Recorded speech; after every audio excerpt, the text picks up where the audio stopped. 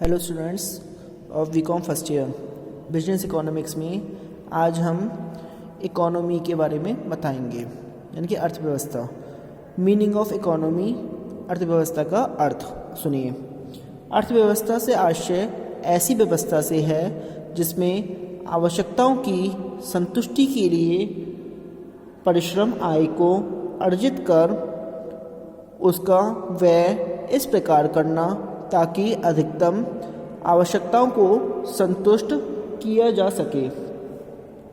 अन्य शब्दों में अर्थव्यवस्था से आशय व्यक्ति विशेष द्वारा अपने परिवार की आवश्यकताओं को पूरा करने के लिए कोई न कोई न्यायोचित कार्य, जैसे कार्यालय में सहायक का कार्य, मजदूरी, वस्तुओं व सेवाओं का उत्पादन कर आय प्राप्त करता है। यही आय उनकी आजीविका है। व्यक्ति आजीविका इसलिए कमाते हैं, आजीविका ना रोजी रोटी, ताकि वह उससे अपनी व अपने परिवार की विभिन्न आवश्यकताओं की पूर्ति कर सके, ज़रूरतों को पूरी कर सके।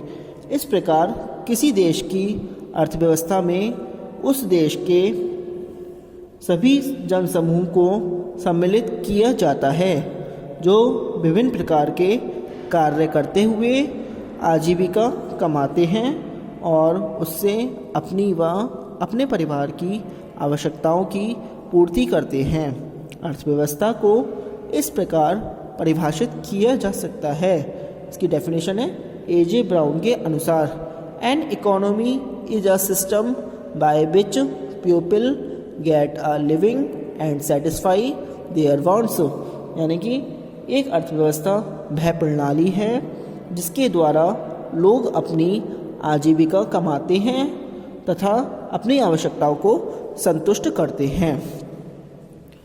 उपरोक्त परिभाषा से स्पष्ट है कि अपने व अपने परिवार की विभिन्न आवश्यकताओं की पूर्ति के लिए आजीविका कमाना अर्थात कोई न कोई आय अर्जित करना ही अर्थव्यवस्था है।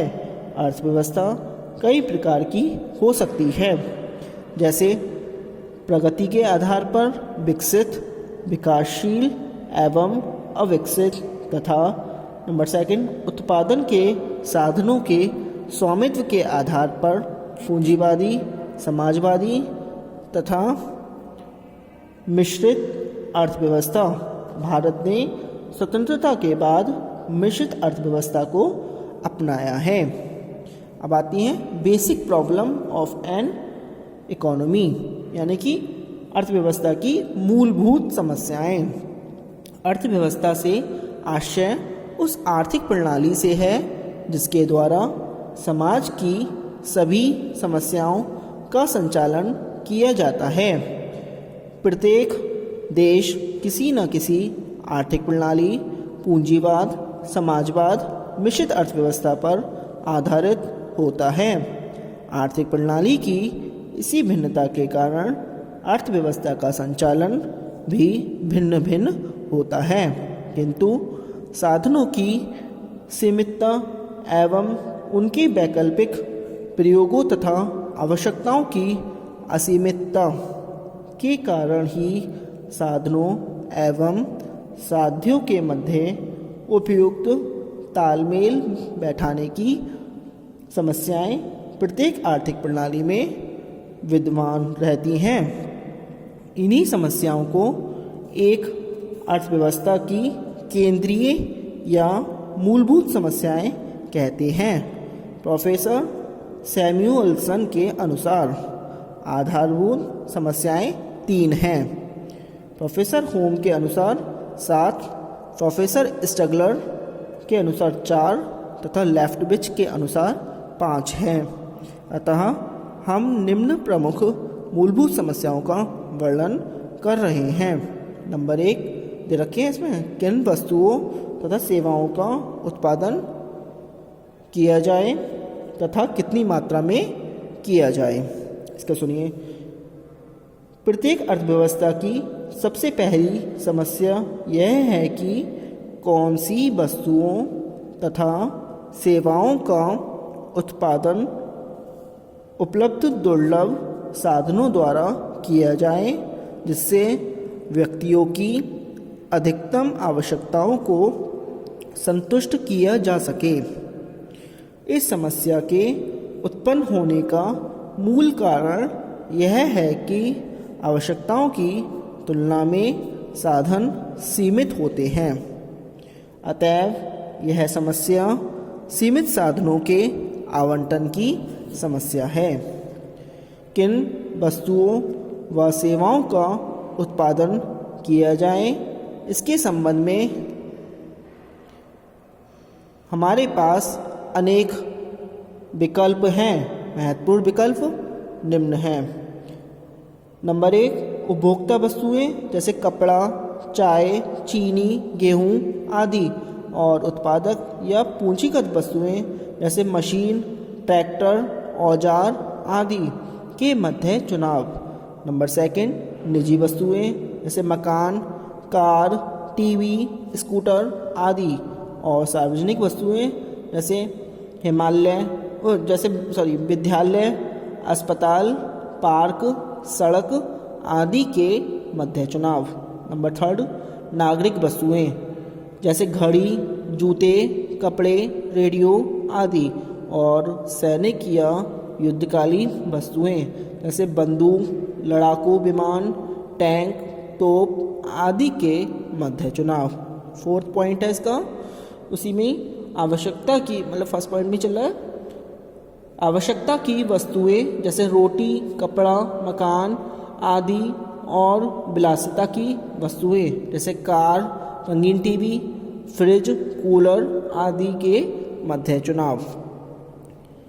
जब एक अर्थव्यवस्था इस बात का निश्चय कर लेती है कि कौन सी वस्तुओं या सेवाओं का उत्पादन करना है, तब उसे यह भी निर्णय करना पड़ता है कि इन वस्तुओं का कितनी मात्रा में उत्पादन किया जाए। अर्थात यह निर्णय करना पड़ता है कि उपभोक्ता वस्तुओं का कितनी मात्रा में उत्पादन किया जाए और पूंजीगत वस्तुओं का कितनी मात्रा में उत्पादन किया जाए। प्रत्येक अर्थव्यवस्था का सदैव यह लक्ष्य रहता है कि वस्तुओं व सेवाओं का उत्पादन उतनी ही मात्रा में किया जाए जिससे अधिकतम लाभ प्राप्त किया जा सके और उनके नागरिकों की अधिकतम आवश्यकताएं पूरी हो जाएं। अब नंबर 2 दूसरा पॉइंट आता है इसका, उत्पादन कैसे किया जाए।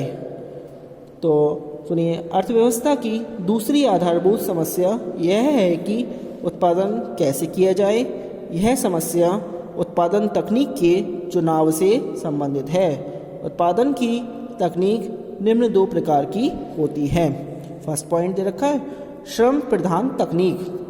इसे सुनिए, इस तकनीक में उत्पादन श्रम प्रधान होता है, अर्थात उत्पादन की सभी क्रियाएं श्रमिकों द्वारा संपन्न की जाती हैं। सामान्यतः इस तकनीक का उपयोग अल्प विकसित अर्थव्यवस्था वाले देशों द्वारा अपनाया जाता है, क्योंकि वहाँ श्रम की अधिकता होती है और मजदूरी की दरें निम्न होती हैं। सेकंड पॉइंट इसका, पूंजी प्रधान तकनीक। इस तकनीक में श्रम की तुलना में पूंजी का अधिक उपयोग किया जाता है, अर्थात उत्पादन प्रक्रिया में आधुनिक स्वचालित मशीनों का प्रयोग किया जाता है। उत्पादन की यह प्रक्रिया विकासशील व उन्नत राष्ट्रों द्वारा अपनाई जाती है, जहां श्रम की अपेक्षा पूंजी की अधिकता होती है। उदाहरण के लिए, यदि किसी अर्थव्यवस्था ने यह निर्णय लिया है कि गेहूं तथा कपड़े का उत्पादन किया जाए, तो यह निश्चय भी करना पड़ेगा कि कपड़े का उत्पादन हथकरघों की सहायता से किया जाए या आधुनिक स्वचालित मशीनों द्वारा। इसी प्रकार गेहूं की खेती हल व साधारण मजदूरों द्वारा की जाए अथवा ट्रैक्टर, उन्नत मशीनों व कुशल मजदूरों द्वारा की जाए। अतएव यह समस्या तकनीक के चुनाव की समस्या है। थर्ड पॉइंट आता है इसका, उत्पादन किसके लिए किया जाए।